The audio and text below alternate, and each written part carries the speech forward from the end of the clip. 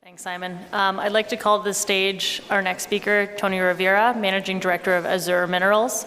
Tony is a geologist and company manager with 4 decades of experience in the mining industry.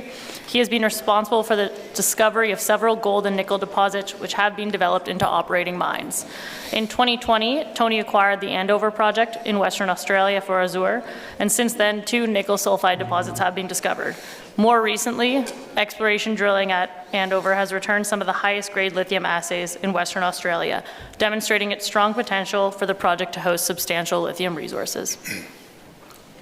Thank you. Excuse me. Thank you, Katie, and thank you very much, ladies and gentlemen, for the opportunity to bring you the first public presentation regarding the discovery at the Andover project of a significant and substantial volume of lithium mineralisation. It's certainly an incredibly exciting time for the company. The photograph that you can see behind me is a drone shot of part of the Andover project, and it's fairly typical of the area in which we work in. So it's low rolling hills, very minor amounts of vegetation.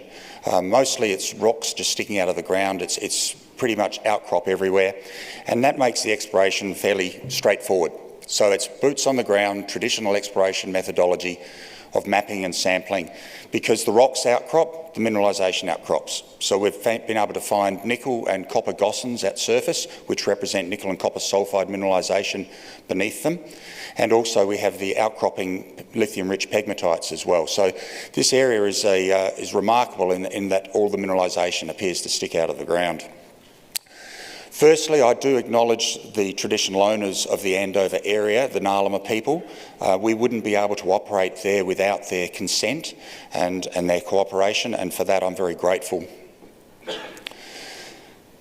So the highlights for the company are, we just announced an exploration target. This is the maiden exploration target for the lithium mineralisation that we've identified there. So the target is 100 million tonnes minimum, up to upper range of 240 million tonnes, the grade ranging between about 1 to 1.5% Li2O. So that particular size of potential resource, that exploration target that we've published, would put Andover project into the top 10 in the world, potentially in the top 5 in the world if we get to the upper part of that range. So this is a very substantial lithium project. The opportunity and the potential of the project was recognised very early on, not only by ourselves, but also by SQM. SQM are the world's second largest lithium producer. They have a very large brine operations in Chile, but they also are building in joint venture with Wesfarmers the Mount Holland lithium project, not too far from Kalgoorlie. So they identified the potential, they approached us and voluntarily offered to contribute about $20 million for about 20% of the company. And having SQM come on board was a very strong endorsement for the potential of Andover. And that potential is now being realised with a very large drilling program. We estimate that we'll probably drill about 100,000 metres in calendar year 2023. And to this date, this time it started in March, and up till now we've drilled about 35 to 40,000 metres so far of a combined both diamond and RC drilling. On the back of that drilling program, we expect to be able to publish a maiden mineral resource for the lithium project in the first quarter of next year. So it's certainly a very, very, very busy time. And oh, by the way, we also have discovered 2 nickel sulfide deposits which total about 6 million tonnes of 1.5% nickel equivalent, for around about 100,000 tonnes of contained nickel plus copper plus cobalt. Those discoveries occurred in the first 2 years of the project. We have actually parked the nickel exploration to one side for the moment, while the focus is very much on the lithium. Just corporately, a very quick snapshot here. We've got about 390 million shares on issue. Share price has been just going up like a rocket in the last few weeks and couple of months, and our share price has gone from maybe 30 cents at the beginning of the year to nearly $3 today. The market cap of the company commensurately has gone from 70 million up to over $1.1 billion. So that's a huge uplift in valuation for the company, and that is all a reflection of the discovery of the lithium mineralisation. As you can see there, we've got SQM as the major shareholder with 19.99%, but we also have Mark Creasy in there as well with 13%. And this project was acquired from Mark Creasy. It's a joint venture. We bought the 60% from him in about 3 years ago, and he retains his 40%, which is free carried through to the decision to mine stage. One of the great aspects of this particular project is its location. It's in the West Pilbara region of Western Australia. It's iron ore mining territory. So it's a 2-hour plane flight from Perth to Karratha. Half an hour's drive along the Northwest Coastal Highway takes us through the northeastern part of the project area. We've got a gas pipeline, a water pipeline, high voltage power lines all running through the project area, all of which are available for commercial offtake subject to negotiations and agreements. To the south of us, we have Rio Tinto's iron ore mining operations, and one of their export train lines runs up our western tenement boundary up to Cape Lambert and the far northern part of the peninsula there on the top right-hand side of the photograph. Offshore, you've got Woodside, Chevron with their oil and gas production facilities. Onshore, there's LNG processing facilities on the Burrup Peninsula.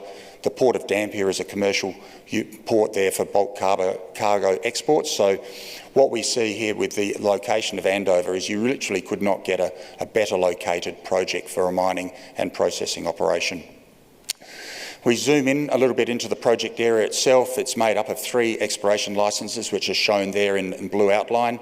And we've also got in red, we have the outcropping pegmatites that we have mapped and sampled. And they're all located within a triangular wedge between 2 major fault zones that are about 9 kilometres long in an east-west direction and up to 5 kilometres north-south. And there's literally hundreds and hundreds of pegmatites outcropping. A large number of those have visible spodumene in them, and rock chip sampling that we've carried out there, over 1,100 rock chip samples, we've got very high grades of lithium at surface. These would have to be probably the highest grade rock chip samples for lithium anywhere in Western Australia.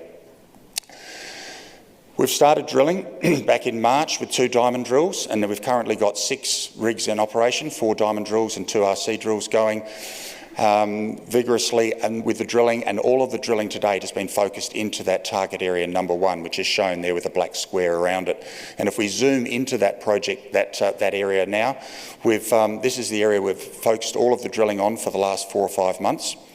To date, we've completed about 50 diamond holes and 100 RC holes for a total of around about 35,000 metres just in this area.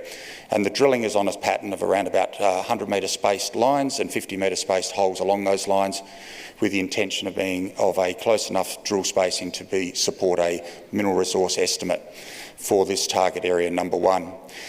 There's 2 cross-section lines on there that's shown there in black. And I'll go show those in a second, but just to point out that there are multiple stacked pegmatites here. They're dipping towards the northwest, mostly in parallel with each other, and those pegmatites are continuous for over 2 kilometres in length along this slide. So when we look at the cross sections here, we're getting remarkably thick zones of mineralisation.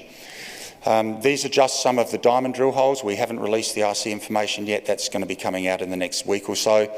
But here you can see the width of the mineralisation in these pegmatite zones is quite remarkable. We're talking over 100 metres of true width, and a couple of very large intersections we reported last Friday, one of which was 209 metres at 1.4% lithium, and the other was at 183 metres at 1.2%. So very broad zones of mineralisation. These would have to be some of the widest zones of lithium mineralisation ever reported in Western Australia and potentially globally as well. So there's a lot of drilling that's been going on, and all the focus has been into that target area number 1.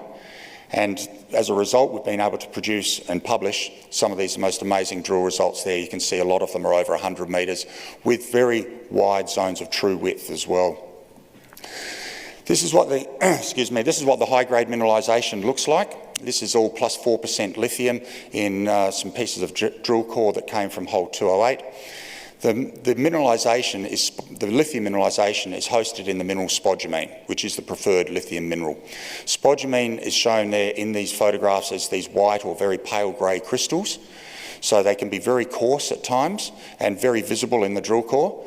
And as a result of that visibility that we see of the mineralisation in the drill core, we're able to plan and execute our exploration drilling program well in advance of receiving the assays.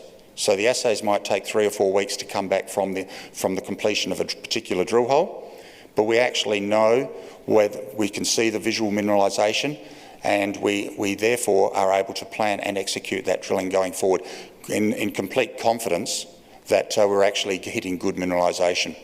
There's also a lot of spodumene mineralisation, which is quite fine-grained as well. So the mineralisation here is a combination of coarse and fine. So where to from here? Well, the drilling that's been undertaken to date, 150 RC and diamond drill holes in that target area number 1, which is in that black box, is nearing completion. 2 of the diamond rigs have now moved up into target area number 2, which is an area where we carried out heritage and environmental surveys over the past couple of months, and we've received clearances to drill in there, so the drills are now moving into target area number 2. That particular area is very attractive for us because there's 3 large and quite fat pegmatites at surface that contain a large amount of spodumene in the outcrops, and we were getting very high grades of lithium from the surface sampling that we're doing. So we've got 2 rigs going into target area number 2, and we should be able to report some information on our progress there in the near future. And target area number 3 is the third area that we'll be testing shortly. We'll be moving some rigs down there as soon as we complete the resource drill out in area 1. And so we will have, once again, 6 rigs operating in 2 different areas, and we expect to be able to announce ongoing good results from certainly the surface expression of what we're seeing there. If that's replicated in the diamond drill holes, then we'll be able to report some more stunning results. So where to from here going forward? Well, we have that exploration target. That is a very large number. 100 million up to 240 million tonnes would put us into the top 4 or 5 in Australia if we can prove that up into the resource stage. To convert that into from the exploration target stage into the mineral resource stage takes a lot of drilling. So we've got 100,000 metres of drilling planned and budgeted for this year, and that drilling is going to be just continuing on throughout this year. And to be honest, I expect that we'll be continuing to drill throughout next year as well, just continuing to drill out these abundant pegmatites that we can see throughout the Andover area. We're confident enough that in the project and the substance of the project that we have commenced a lot of the studies that will form part of a scoping study. So we've got metallurgical test work underway, geotechnical and mining studies will get underway shortly. Heritage surveys are always ongoing, as are the environmental baseline studies, which were actually started about 2 years ago for the scoping study we did for the nickel. But those environmental baseline studies are now continuing into the new areas, and also hydrological studies for groundwater as well. So there's a lot of work going into what will be a scoping study, which we aim to complete and publish sometime in 2024. So we've got a lot of work going on up there. It's an amazing amount of exploration activity happening. This is one of the great recent discoveries in Western Australia, and it's highly exciting for us, but I also believe it's highly exciting for the industry at large, because nothing is more exciting than discovering new deposits, whether it's gold, whether it's lithium, whether it's nickel. And when you can discover deposits which are potentially of the size and scale that Andover is looking like now, it's incredibly exciting, and we're really looking forward to a very positive and I'll say the word again, exciting journey going forward. Thank you very much for your time.